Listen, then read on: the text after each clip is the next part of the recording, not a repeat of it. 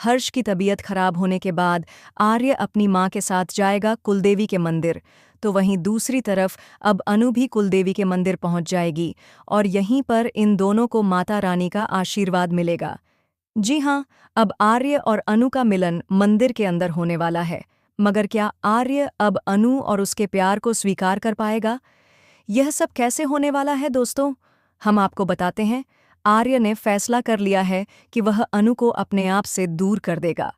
जब अनु आती है तो आर्य उसे बुलाकर अपना फैसला सुनाता है और कहता है कि तुम्हें प्रमोशन मिला है, अब तुम्हें जयपुर वाली ब्रांच का इंचार्ज बनाया जा रहा है। यह सुनकर अनु हैरान हो जाती है। आर्य कहता है कि जैसे इस ब्रांच को मीरा संभालती है, वैसे ही तुम जयपुर वाली ब्रांच को संभालोगी।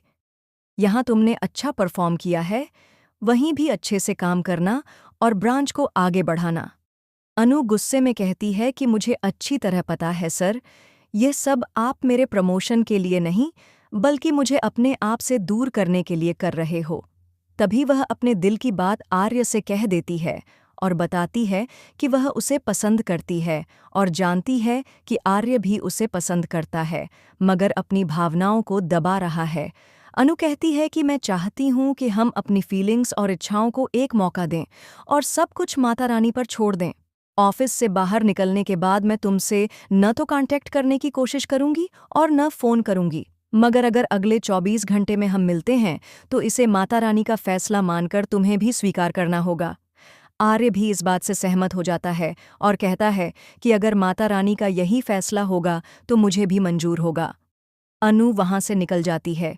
तभी मीरा ताना मारती है और कहती है कि बिना इंटरव्यू के जॉब मिलना, फिर प्रमोशन पाना और अब दूसरी ब्रांच की इंचार्ज बन जाना, वाह, जाओ यहाँ से, हम तुम्हारे बिना भी सब संभाल लेंगे। बेचारी अनु परेशान होकर माता रानी के सामने हाथ जोड़कर खड़ी हो जाती है और रोते हुए कहती है कि क्या हमारा साथ बस यहीं तक था? तभी वहां सिद्धमाता आकर कहती हैं कि इसका फैसला तुम नहीं, माता रानी करेंगी। फिर वह अनु को आर्य की कुलदेवी के मंदिर के बारे में बताती हैं, जहां तक पहुंचने के लिए 1460 सीढ़ियां चढ़नी पड़ती हैं और वहां सुपारी चढ़ानी होती है। सिद्धिमाता अनु को उस मंदिर तक भेज देती हैं। उसी समय वह आर्य के घर भी पहुंचती हैं और आर्य की मां से कहती हैं कि अगर अपने बेटे का मंगल चाहती हो तो तुम्हें कुलदेवी के मंदिर जाना होगा। आर्य झंडे को बताता है कि अनु ने सब कुछ माता रानी पर छोड़ दिया है। झंडे कहता है कि तुम उससे वादा करो कि अपने फैसले पर टिके रहोगे और उससे मिलने की कोशिश नहीं करोगे।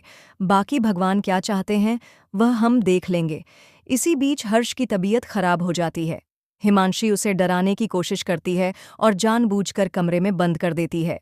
तभी आर्य वहां पहुंचता है और गुस्से में कहता है, हिमांशी, तुम्हारी हिम्मत कैसे हुई हर्ष को बंद करने की?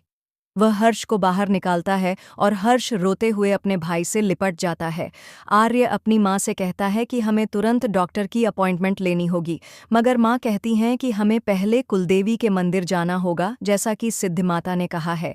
आर्य मान जाता है और कहता है कि अगर आपको लगता है कि वहाँ जाना ज़रूरी है तो हम ज़रूर जाएंगे।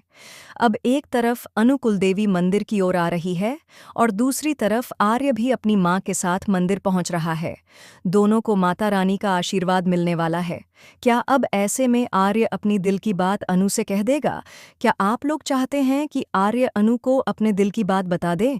तो हमें कमेंट कर ज़रूर बताएं और ऐसे लेटेस्ट अपडेट्स पाने के लिए हमारे चैनल को सब्सक्राइब करना न भूलें।